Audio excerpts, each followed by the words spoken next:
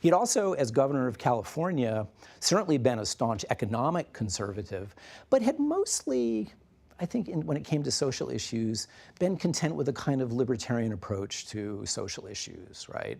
And you can see there's a certain conservative consistency in leaving people alone to do their own thing in the economic sphere, and perhaps also taking that approach in the realm of social behavior. And the best evidence for this is that as governor in 1967, Reagan signed into law one of the most liberal abortion measures of any state in the entire country. But of course, much of this would change. And by the 1980 election, he was projecting something quite different when it came to the social issues that were, as the group called our attention to last time, gathering a lot of attention and a lot of concern across the 1970s. Reagan certainly projected himself as a man of law and order.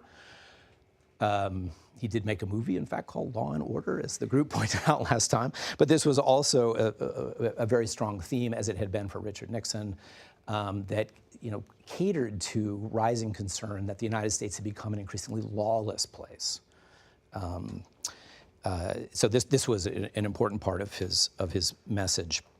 He associated himself on the campaign trail with the rising Christian right. And he was very successful in drawing voters from the rising evangelical movement.